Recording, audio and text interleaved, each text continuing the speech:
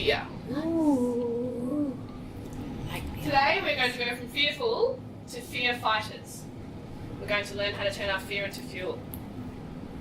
Now I'm going to start off today by sharing a very personal story, because I'm not only speaking to you in the room today, I'm speaking very much to myself.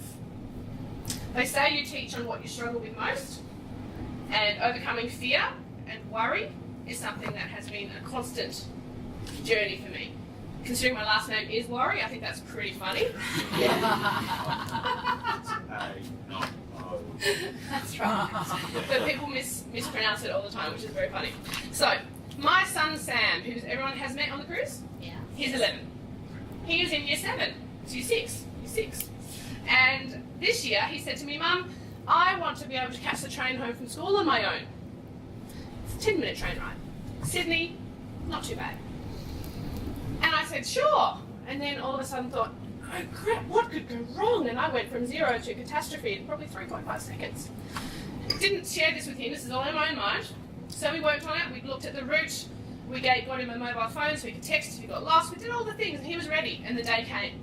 He went to school, and all day, sick, feeling in the pit of my stomach. I'm like, something just doesn't feel right.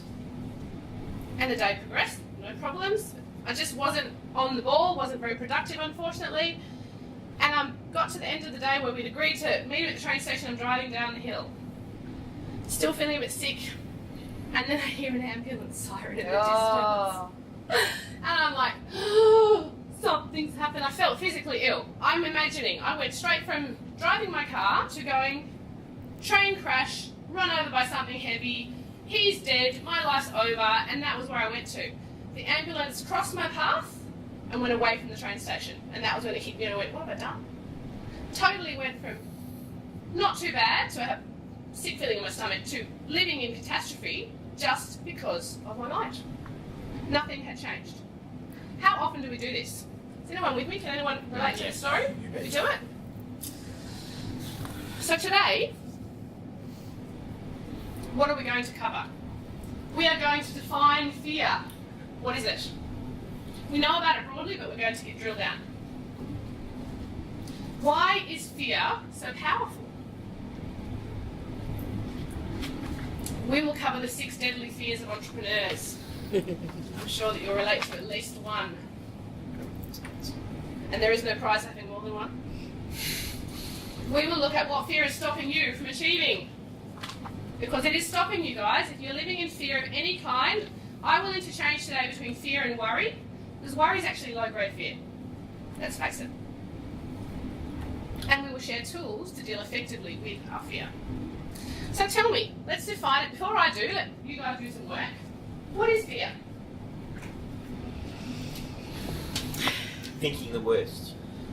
False evidence appearing real. It's an emotion. Yeah, emotional response. Thinking the worst. Emotion. What type of emotion?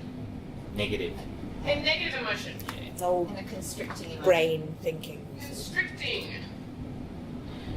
Brain. It's like the old brain, isn't it? It's the Old brain. Yeah, sort of, yeah. I'm going to write old brain. Is that right? Yeah. Yeah, I can't remember the other. As well. Yeah. I don't know if I can even say it at the moment. It's Anything sort of- else? It's I don't know. It's a natural response, isn't it? A natural response? We will talk about that. Very good. Sorry, I'm straddling the board here. But am I in your way, Judith? There is an old acronym for fear, which is false expectations. Oh, sorry, you see yours? False expectations appearing real. Yes. Okay. I learned it as I false say false evidence. evidence appearing Sorry? real. False evidence appearing Yeah. real. Yeah. Very similar thing. Yeah. Absolutely. Okay. So that's how we see it. How does it make us feel? Sick. What are the things we feel when we experience fear? Depression. Butterflies in the stomach. Butterflies turning into elephants sometimes? Paralysis. Yeah. Yes. That's what I'm. Depressive.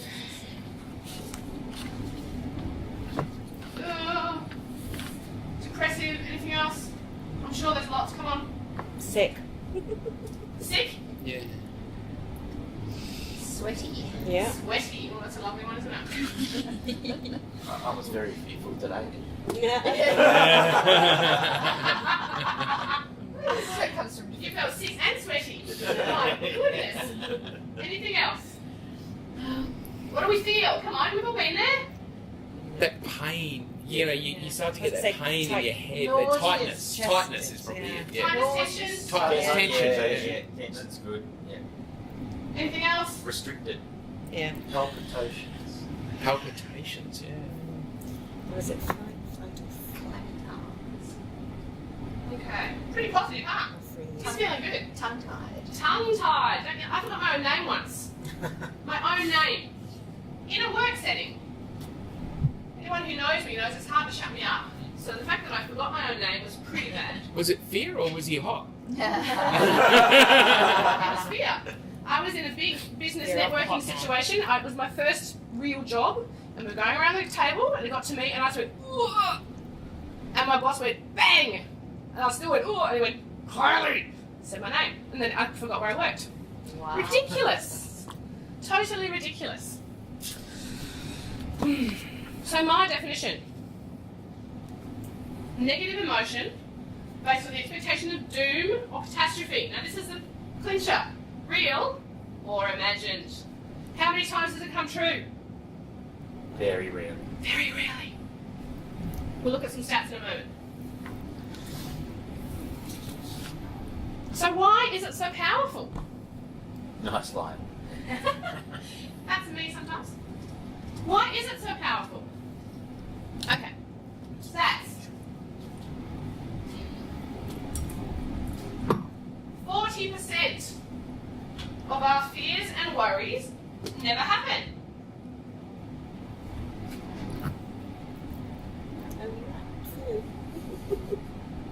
Never happen.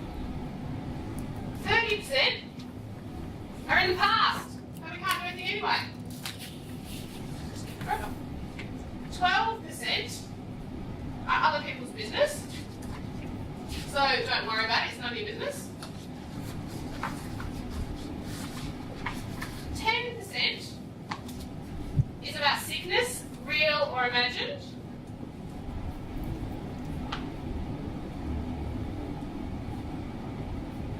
Now, anyone who is a maths whiz will realise we've got a little number left over, which is what? 8. Thank you very much, Chili. 8%.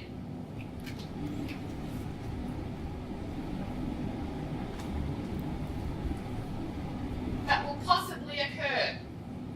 And that's what's hamstringing us. 8%. That's ridiculous. So I've said already that worry is a low-grade fear. It's actually interest paid on something before it happens. Who likes paying interest on something? At all. Even if you bought it and you're getting value from it. What about interest on something you don't even want? That's actually holding you back.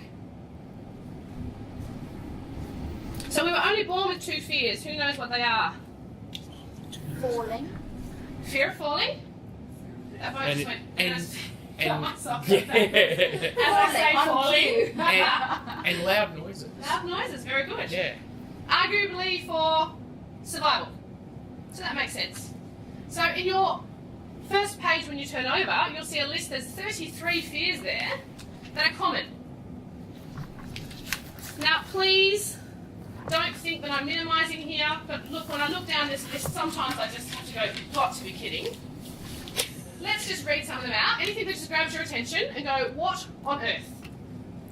Long Fear of words. clowns. Flowers. Fear of clowns? I've heard of that. Yeah. I don't like them at It's all. got a word. Yeah. Fear of flowers? Hello? What's a flower going to do? Truth it or not. Good Ooh. boy. Now they're definitely not imagined, are they? No. Fear of long words. What happened? There's a fear that I have that isn't on this list. Yeah, it's only 33 really common ones. What's your special fear, Judah? Of Yeah. not being able to get off a bus. Hmm. Yeah. So it started in London from those I bendy knew it, buses, yeah. all crowded at the back, and too many people, and me having to stop and having my training suitcase and everything, and not, so they open the doors and I can't get Yeah. out through everyone and out the door in time. It's still, I hate it. Oh dear. Yeah, but what if the bus is empty? No, then I'm okay. Yeah, Yeah. yeah, but that's not a fear. That's just a real That's in the concern. past. No, it's a fear. And it freaks It's me a fear. out. Yeah, Yeah. and so you still got that fear. But, I mean, fear can come from real places. Because fear does have a real role in our lives. What's it for? safety. Yeah, it's to keep us safe. It is normal to want to run away from the saber-toothed tiger who's chasing you. It's normal not to let a strange person in your window if they're knocking or trying to get in the middle of the night. That's all normal, but a flower. Now, it was really funny. When I was preparing for this, I had some resource on MP3 in my car, and Sam was in the car with me, and he was listening, and he has a few fears and a few things, and I think God has a really amazing sense of humour, because I'm driving along and I'm saying, Sam, it's not rational. Fear isn't fact. It's irrational most of the time. And he's listening and nodding at right places and all that sort of thing, and then I'm driving on the Eastern Distributor, and a massive great huntsman runs around outside of the car. Now, I have a fear of spiders. I know it's not rational. I know that a huntsman cannot kill me. I know that. But the moment I see that spider, I go into literally adrenaline lockdown. And this thing's running around as we're talking about fear being rational. I've got to face your fears and all this stuff, and I'm thinking, oh, this is hilarious. Because I have been known to jump from a moving vehicle when a spider is present. Honey? Yes, I have. But I was the only licensed driver in the car, and I was in the motorway.